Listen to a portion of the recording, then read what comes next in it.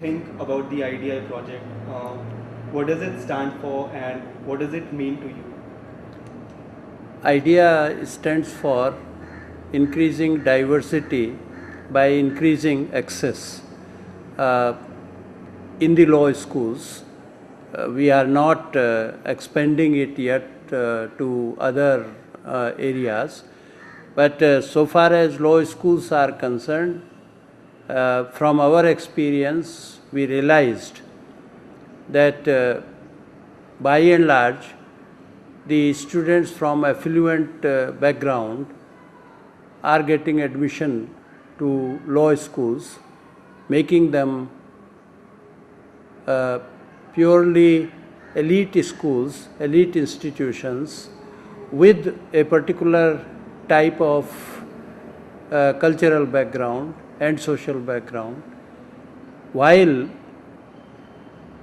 that background leads to a kind of behavior which is sometimes not in consonance with the total growth or overall growth of the society.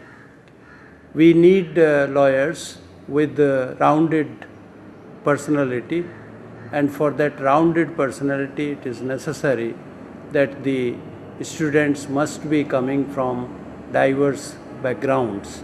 So it is for this reason that the IDEA project was conceived, that people from different walks of life may be brought to the law schools, where in combination with each other they may create a culture which is actually representative of the society as a whole and the country as a whole. Now, sir, the IDIA students, the IDIA scholars who are from poor backgrounds of the country, who are from the underprivileged regions of India, they'll be making it to the national law schools. So how do you think the education will benefit the students, and how do you think the national law schools will in turn benefit from the students coming into law schools? It has been established from the researches all over the world that diverse institutions are far better than these institutions where students only from one particular background come. The American law schools have experimented this, and therefore they have tried every step and every method for increasing diversity in the law schools.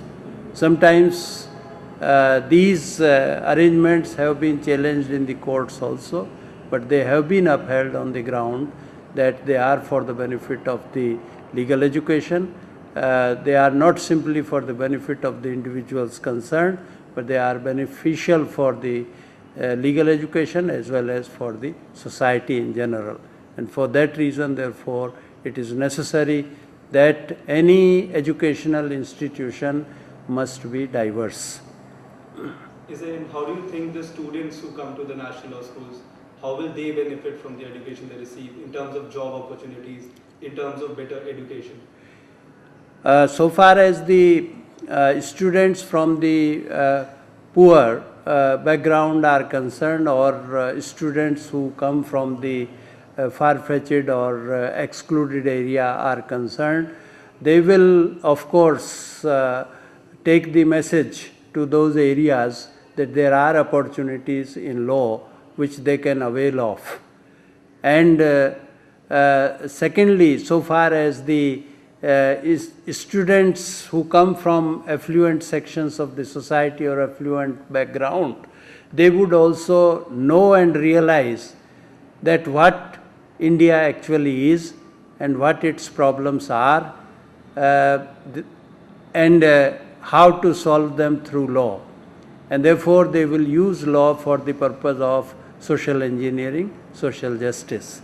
So in that way it will benefit both, not only the students from the poor background, but also the students from the affluent background. And so you have been personally very involved in the Jitholi IDIA project, which is your hometown in Uttar Pradesh.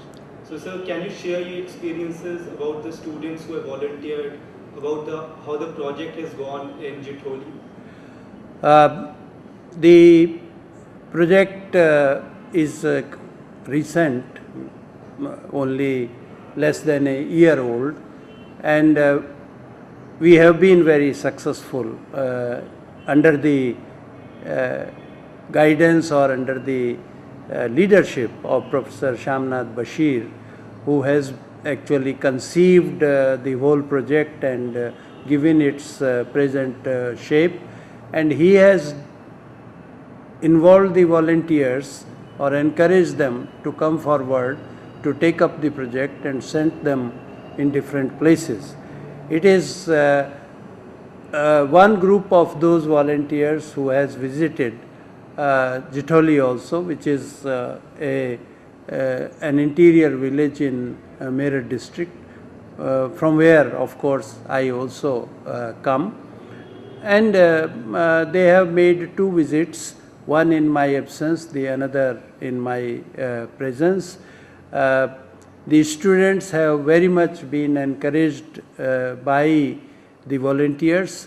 Similarly, I think the volunteers have also found those students as not only curious but also intelligent enough to participate in the CLAT exam with the hope of good success.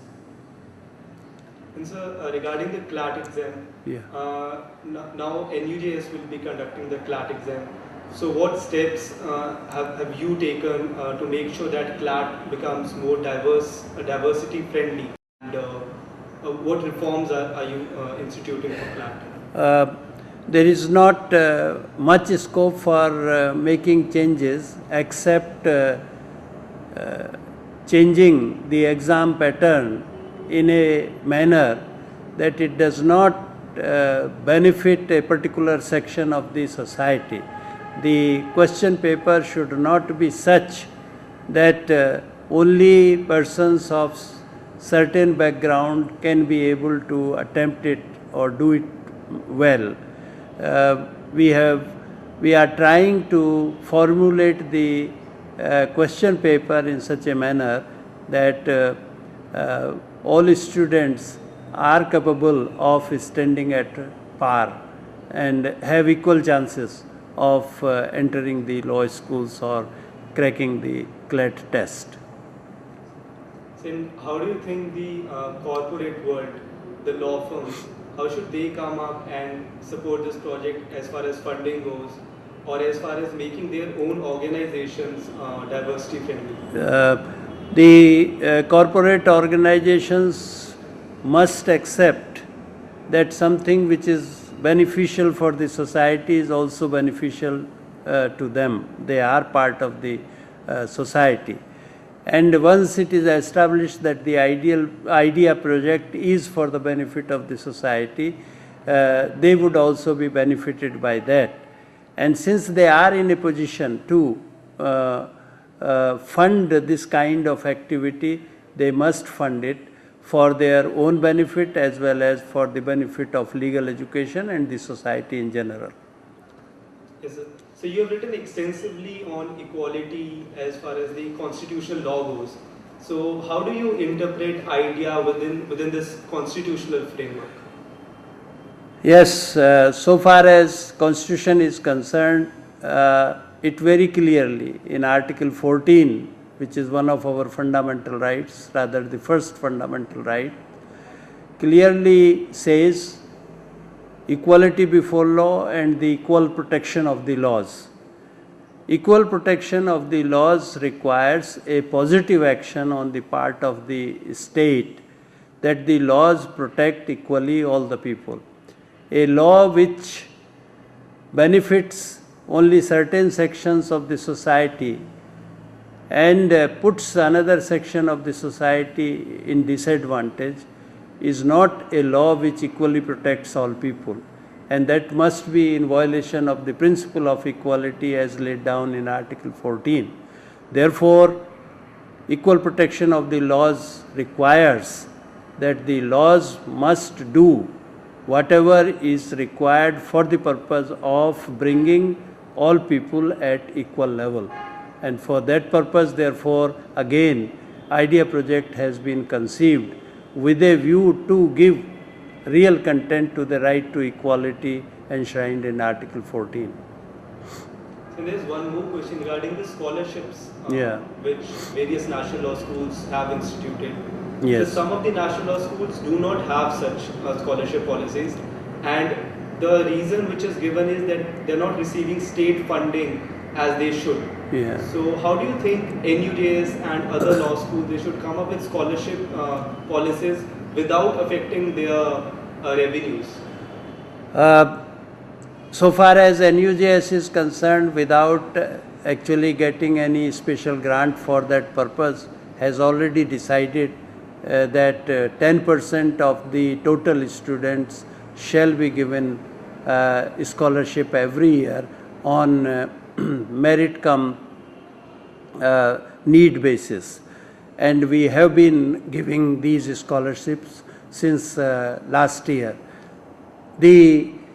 If the government could, of course, support either the Ministry for Social Welfare or through other means, could create funds within the law schools for the purpose of helping those students who cannot afford this expensive education, that would be a good idea.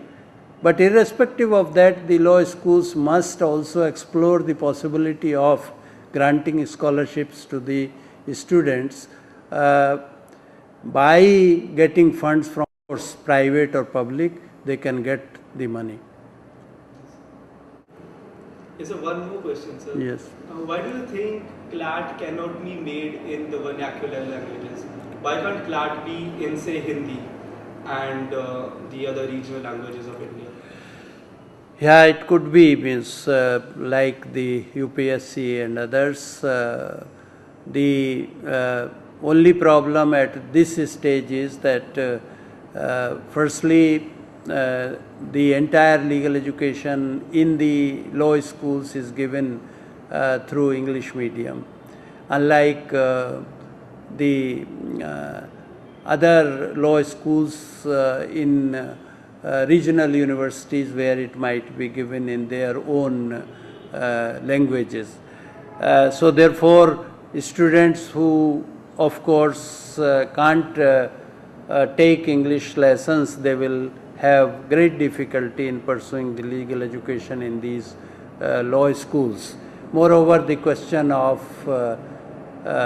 all the 22 languages in the country recognized is also an issue, that whether we should provide only in one language or in all the languages. These are bigger issues which I hope CLAT will take over or will face at some point of time. But at the moment, in view of the fact that the medium of education in all the law schools is uniformly English, and ultimately the work in our law courts, particularly at the High Court and the Supreme Court level, is done in English language. It is at the moment perhaps a little bit premature.